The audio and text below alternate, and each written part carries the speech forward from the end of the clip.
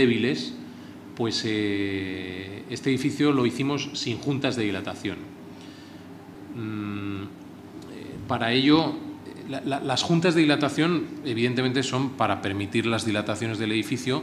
Lo que dicen las diferentes normativas es que si el edificio se parte en trozos, no hay que hacer ninguna comprobación de acciones térmicas, pero el edificio no es necesario partirlo en trozos. Si lo mantenemos entero, pues consideramos esas acciones térmicas y disponemos la estructura consecuentemente y se soluciona el problema. Las juntas de dilatación generan problemas constructivos, generan problemas de estanqueidad y por eso digo que la tendencia actual y la tendencia en el futuro es hacer edificios sin juntas de dilatación.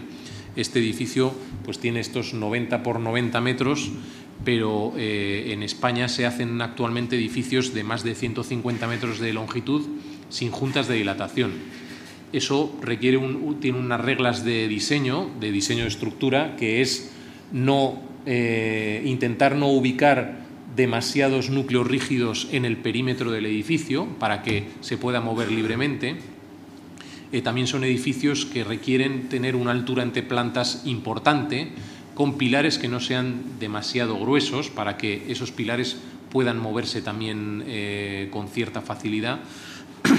Y sobre todo, la principal precaución que hay que tomar es a la hora de la ejecución. El problema de la dilatación es mucho menos importante que el problema de la retracción. El hormigón, como sabéis, cuando pierde el agua para endurecer, pues se produce una pérdida de volumen y, por lo tanto, si hormigonamos tramos muy grandes, esa pérdida de volumen puede ser también muy grande y ocasiona problemas mucho mayores que los de las dilataciones. Eso, como veremos, se soluciona hormigonando o ejecutando ese edificio en pastillas, en trozos, como si tuviese juntas de dilatación, pero que luego le damos continuidad con el hormigón. Y entonces esas retracciones son mucho más controladas si lo hacemos de esta manera.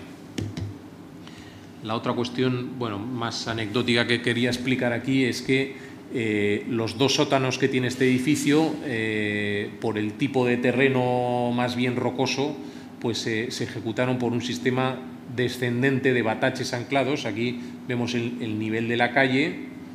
Empezamos con los primeros bataches o módulos de muro anclados y vamos bajando hacia abajo. Es un sistema que cuando no hay entradas de agua y el terreno lo permite, porque es bastante duro, pues es bastante efectivo. La planta que hemos visto antes era el sótano -2, este es el sótano -1. Aquí veis lo mismo que hemos visto antes en las imágenes del proceso constructivo.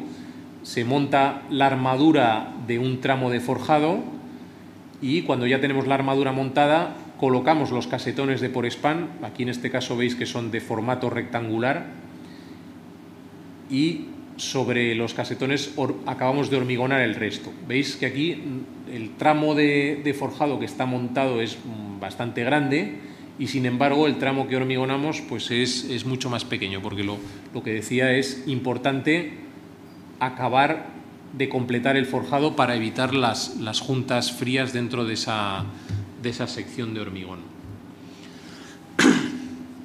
Y esto, como veis, pues genera unos espacios. Esta vista es de una de estas zonas intermedias, que no son luces muy grandes, pero como veis, pues los espacios son bastante amplios.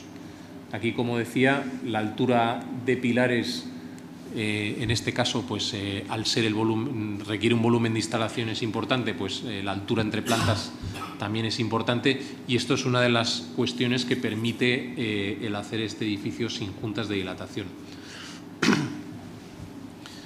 Esto es solo una muestra de las instalaciones que van a pasar por aquí, de todo tipo, y por eso es muy importante. Luego los instaladores eso pues lo agradecen bastante, que esta estructura no tenga ningún elemento de descuelgue. Lo que vemos aquí En algunos casos es losa aligerada, en otros casos es losa maciza, pero en ningún caso descolgamos nada por debajo del forjado. El postesado de aquí, como decía, son estas vainas de forma de lenteja, son vainas planas que son apropiadas para forjados de menos espesor. Y los extremos, las placas de anclaje, ¿os acordáis las que hemos visto anteriormente, que eran más cuadradas, de una dimensión más grande? Pues estas son también más planas. Esto se puede colocar en forjados de 25 centímetros de espesor.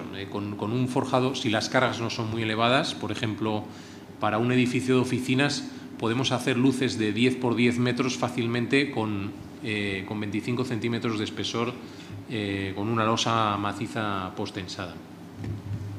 Y el proceso constructivo es el mismo que hemos visto antes.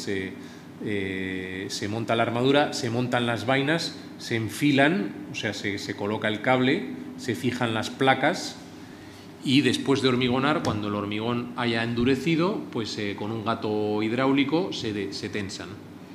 Esta estructura,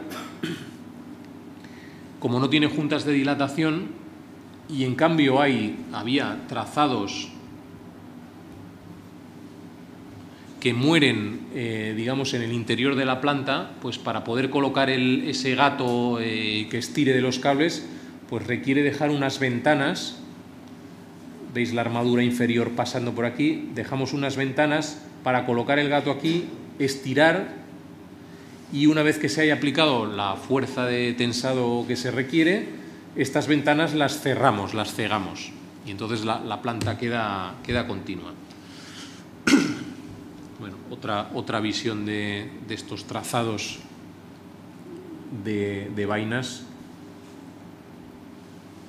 y del proceso de ejecución del forjado aligerado.